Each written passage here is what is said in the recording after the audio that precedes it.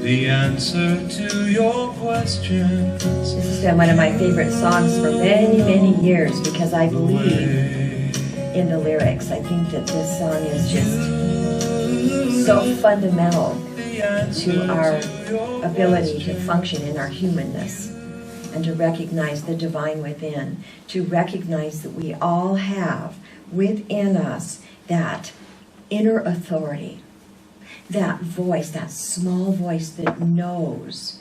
And so for me, I kind of go around humming this song a lot because it's very meaningful to me. So this entire month of January, we're focusing on this idea. I think today's weather is a perfect example, a perfect opportunity for us to reset and relax. That quiet time of the year when we sort of take stock, we sit back, we reflect, we open to whatever is coming next. The process, it's an active process.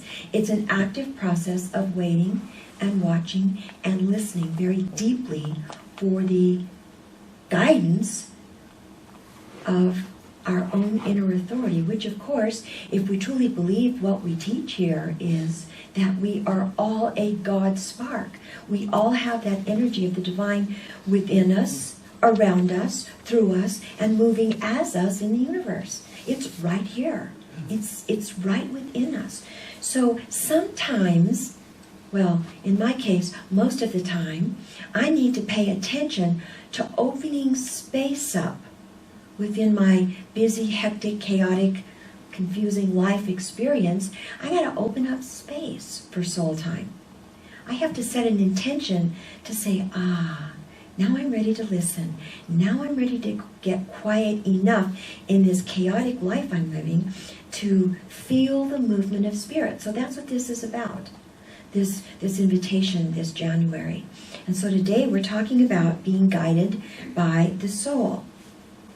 And really, to be guided by the soul requires that we pay attention. We simply have to pay attention.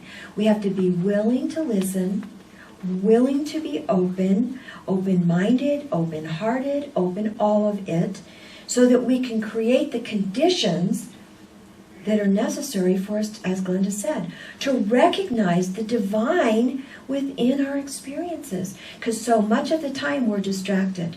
That is the case for me. I'm guessing at least sometimes it's the case for you too. We get very distracted by life, you see. So guidance is always available. It's not like sometimes it's there and sometimes it's not. That's like saying sometimes I've got spark of divinity within me and sometimes I don't. No, I always have that spark of divinity within me.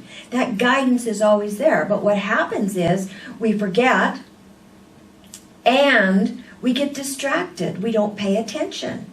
It gets blocked. It gets clouded over. There's a boundary there. So we're not open. So in order for us to really listen, we got to be open. We got to pay attention. That inner authority knows. That's why I love this song. The inner authority knows. We got to pay attention to what it's telling us. Now I do this in my own life. I'm not a good sitter. I don't sit very well. Some of you are great sitters. I know that. You have practices that take you into the cave and you can sit on a cushion for long periods of time. Wonderful. I honor that. I bless it. And it's not for me. I moodle. I open to the guidance of spirit by moodling. I go in my backyard and I hose off my pool. I hose off my sidewalk, clean out my pool. I do things like that. I vacuum. And then I set an intention to stay open. That sort of mindless activity, you don't really need to think a lot while you're vacuuming, ladies. You know what I'm talking about. Those of you gentlemen who do your own vacuuming, you know what I'm talking about. Go into nature. Go in my garden when I had time. And I have to admit, I don't have time these days to do a garden anymore. But when I had time to go in the garden and watch the blackberries bloom and the grape start to come onto the vines and all of the beautiful things that happen in a garden. Now my blessed husband does that for me so that we have goodies to eat. But those kinds of things, getting in nature, I can open to spirit, being busy, but open-minded, open-hearted, you see. But the key word is to be open and available so that we recognize the voice of God, so to speak, or that inner higher self speaking to us.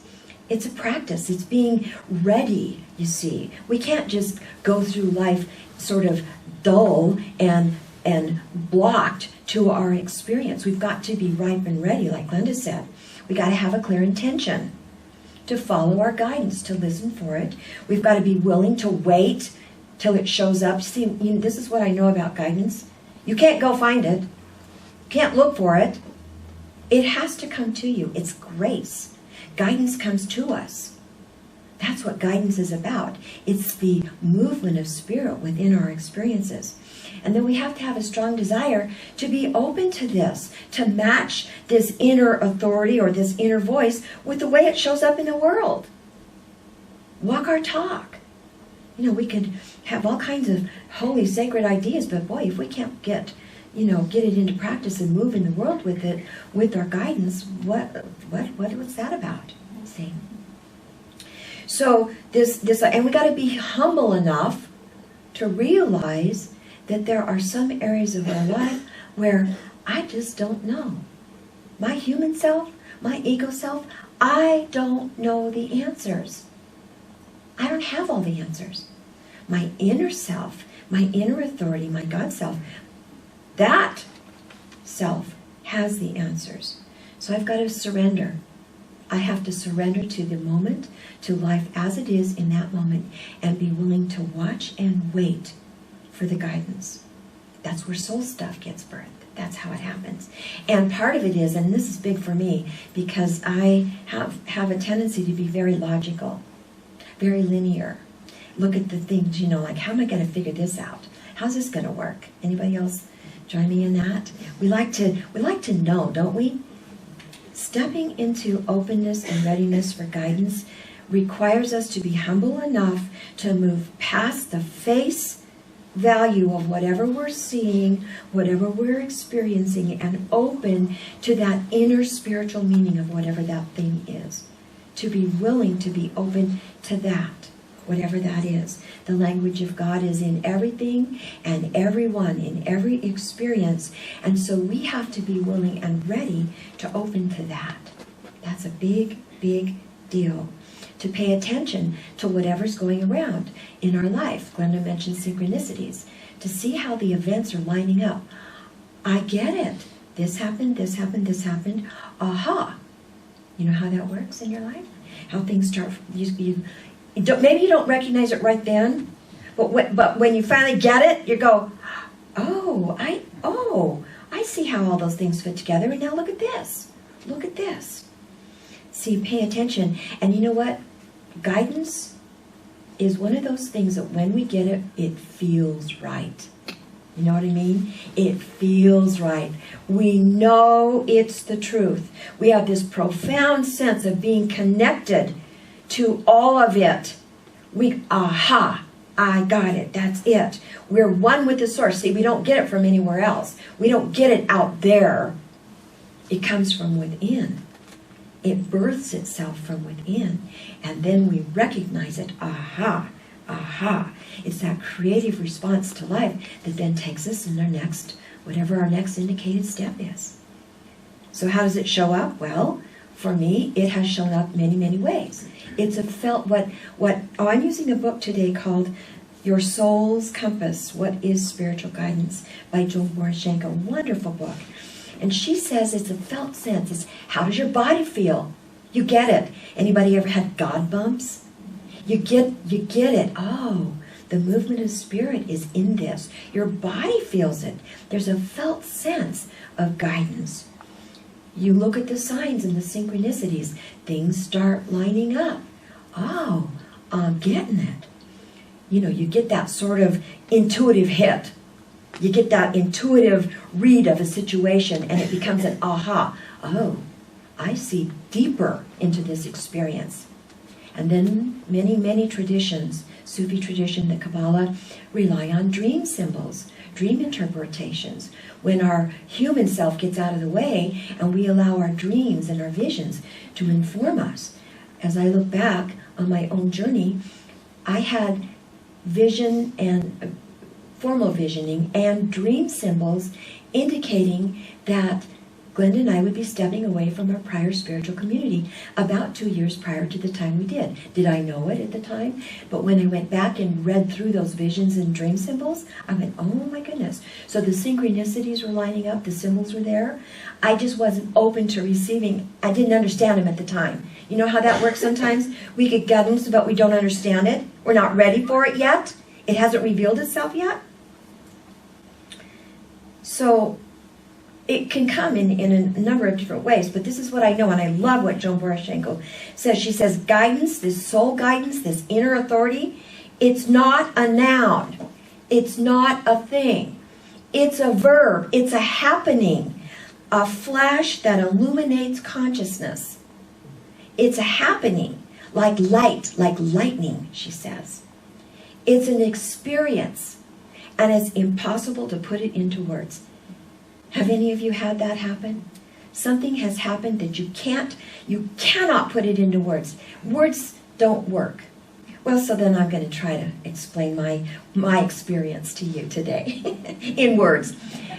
Many of you, those of you who have been with Common Ground for a long time, have heard this story at least once, maybe twice. Haven't been able to tell it for quite a while because we haven't touched on this topic. But so today I'm going to share with you my white light experience, my flash of lightning experience. So I want to tell you that once you have an experience like this that is so profound, you never are unwilling to let go of the branch when you're hanging off the cliff, because you trust the energy of spirit to move you and to support you.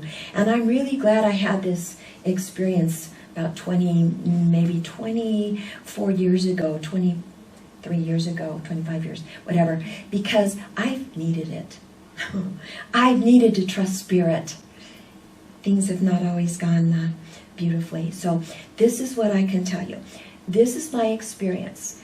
My grandchildren and I and some other adults, my son sitting in the back of the room, we were going to go to Disneyland, and we were all getting in the car, and my car was parked on an incline in a driveway. One of my grandchildren, Michael, who was about 2 or 3 at the time, got in the car, and mind you, this is in 20 more years ago. It was a foreign-made automobile, and he was able to move the thingamajig that moves the car forward or back or whatever. The gear shift, thank you. He was able to move the gear shift into neutral, and the car began to roll down the inclined driveway. My granddaughter, who was about a year older than Michael, fell out of the car, under the car, and everybody was panicked. Everybody was trying to figure out what to do, how to get the car to stop, and it was just like this crazy scene.